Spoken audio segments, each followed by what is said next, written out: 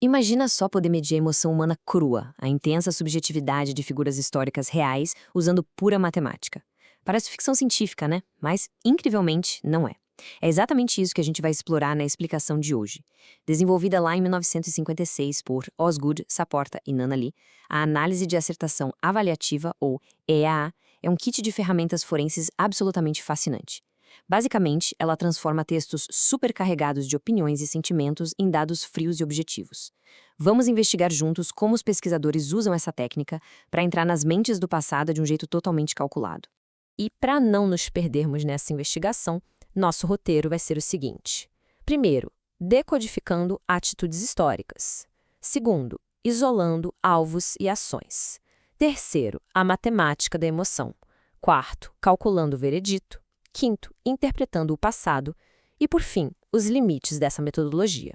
Bom, vamos mergulhar na parte 1, decodificando atitudes históricas, preparando as evidências. A matéria-prima para esse tipo de análise geralmente vem daqueles momentos críticos, sabe? Cartas históricas, testamentos, diários de guerra, documentos onde as pessoas estavam no limite e as emoções transbordavam para o papel sem filtro nenhum. Olha só essa citação para a gente entender o que o investigador tem em mãos. Temos o lamento de um soldado na Guerra do Paraguai, em 1867. A frase é vívida, é dolorosa e transborda de viés subjetivo. O arquivo histórico está cheio de desabafos assim. O grande desafio é como a gente analisa esse nível de raiva ou de admiração sem deixar que a nossa própria opinião moderna contamine o resultado. A resposta começa com um procedimento forense rigorosíssimo. O primeiro passo exige absoluta fidelidade ao texto original. Isso significa manter os erros de ortografia e as ênfases da época, sem tirar nem pôr.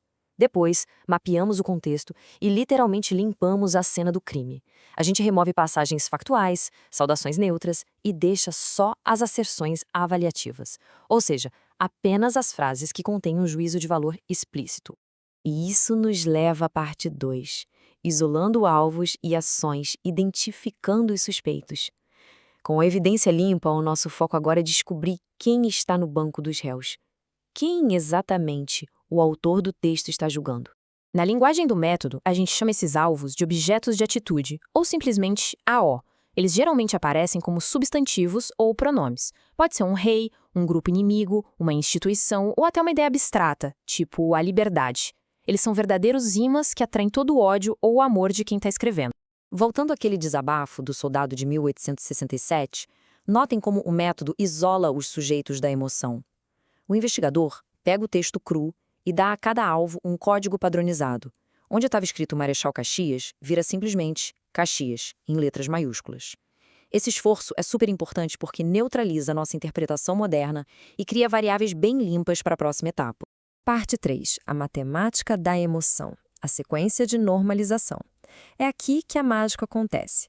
A gente pega toda aquela bagunça passional da linguagem humana e traduz para uma fórmula padronizada.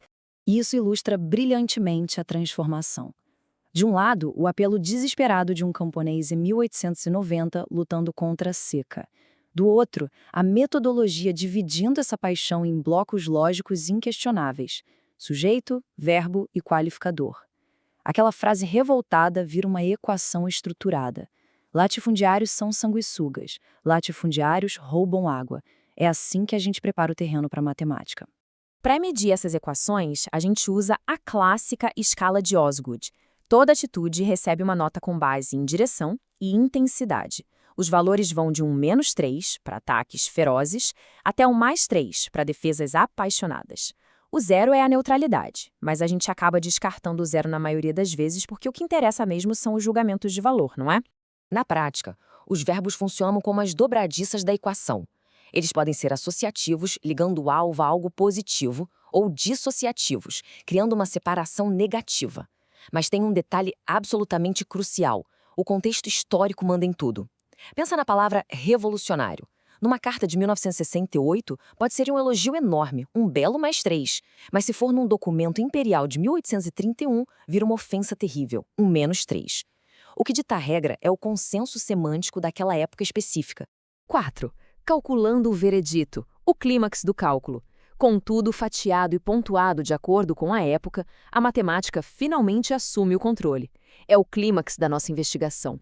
Acompanhem comigo essa análise de uma carta abolicionista de 1887. O cálculo final é, na verdade, uma multiplicação simples. A nota do verbo conector multiplicada pela nota do qualificador. Para a palavra escravidão, o autor usa o verbo ser, que é um conector forte de +3, junto com o adjetivo abominável, um qualificador extremo de -3. Multiplicando +3 por -3, a gente tem o nosso produto -9, um número absoluto, extremo. O ponto central aqui é, de forma totalmente imparcial, o método transforma o que era apenas indignação literária em um dado quantificável, inquestionável. Relatando exatamente o que está na fonte, a gente acabou de medir o ódio de um autor pela escravidão. E repetindo isso para cada frase do texto, a gente constrói um verdadeiro banco de dados de sentimentos. Parte 5. Interpretando o passado, o veredito final. Toda essa matemática granular que acabamos de ver serve para uma coisa só: permitir que a gente dê um passo para trás e enxergue o panorama geral, revelando percepções qualitativas gigantescas sobre como aquelas pessoas viam o mundo. Para mostrar isso acontecendo, vamos abrir nosso último arquivo, uma carta de um voluntário na Revolução Constitucionalista de 1932. Ele ataca o governo federal e exalta a luta regional por honra e lei. Se a gente aplicar todos aqueles passos de decodificação e cálculo que acabamos de aprender, qual seria o mapa mental desse soldado? O que é fascinante é o resultado visual de todas aquelas continhas. Agrupando e tirando a média dos produtos matemáticos, o quadro que emerge é de um mundo brutalmente dividido. De um lado, aprovação máxima, um +3 perfeito para o seu próprio grupo. Do outro, rejeição total, -3 para o governo. É o retrato fiel de uma visão maniqueísta, aquele nós contra eles clássico e intenso, que sempre aparece no calor de um conflito armado. Então a matemática vira narrativa. Essa agregação responde perguntas históricas essenciais com base em dados concretos. A visão de mundo era bipolar ou tinha nuances? O tom era inflamado ou ponderado?